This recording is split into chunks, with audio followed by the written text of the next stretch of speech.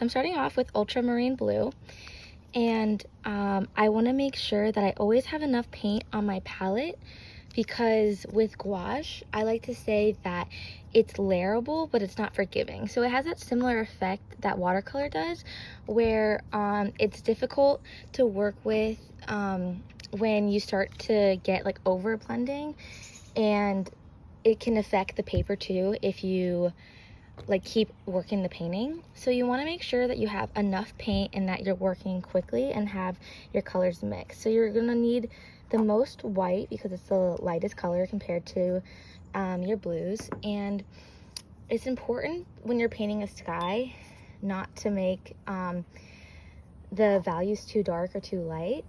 So I'm starting off, sorry I did that off camera, I'm starting off by wetting my brush a little bit and then dabbing it off on a paper towel. And then I'm going to start by mixing the darkest point in the sky. And because you can always add a little bit more blue, but it's harder to add more white, I'm going to start off with my white when I'm mixing. And I'm just going to grab like the tiniest bit of blue.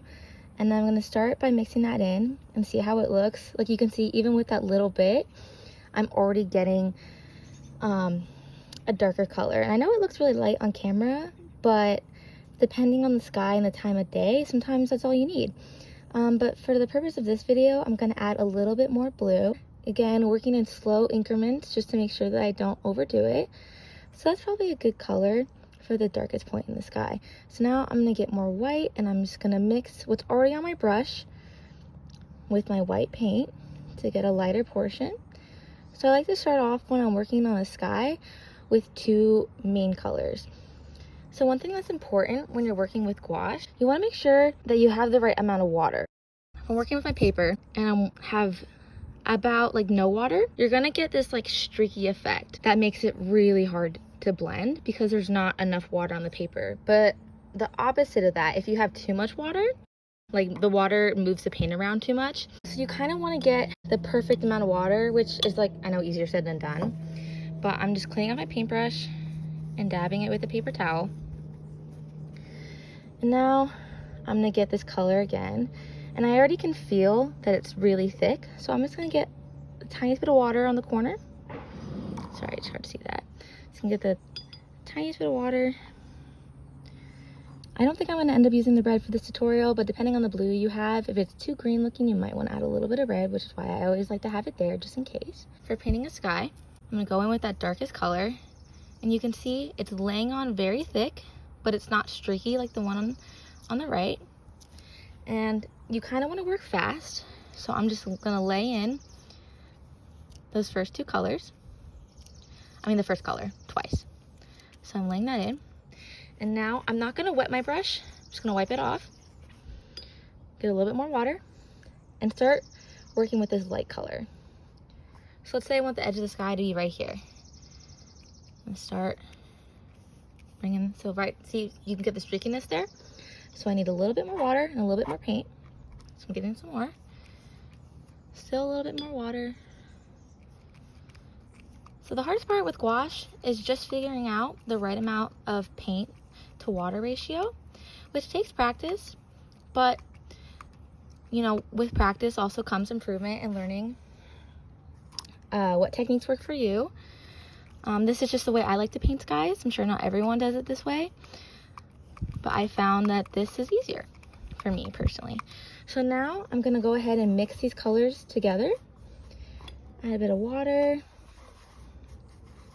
and then I'm gonna go in and just blend the colors together. So for this part, probably where you need the most water. Again, you don't want to make sure you're not overdoing it.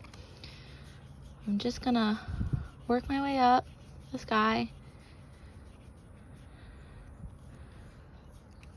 Make sure I'm going all the way across. Work my way up, work my way down. And I think I want the bottom of the sky to be a little bit lighter. So I'm just gonna go ahead and take the rest of my white and a little bit of water and just put on the bottom here.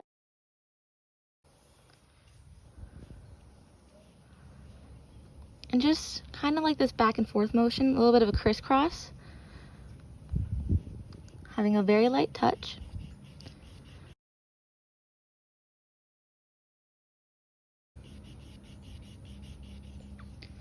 So you're starting already to see here that it's drying. So gouache dries really quickly, which is part of the tricky part of it. So I want to make sure to not overwork the paper. I might go back in a little bit on the top.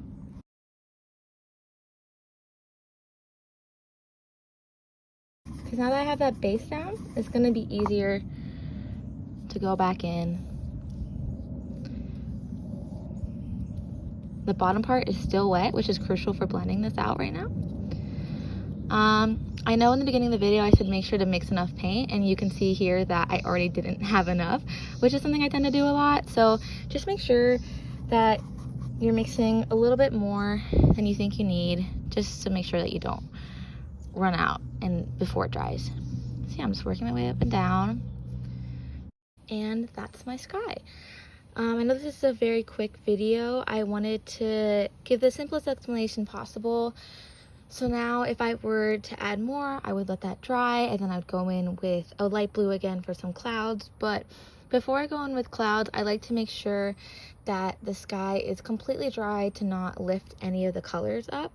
But yeah, that's the simplest explanation I have for blending gouaches. I hope this helps, and if you guys like this tutorial and want to see more, let me know in the comments. Hope you enjoyed.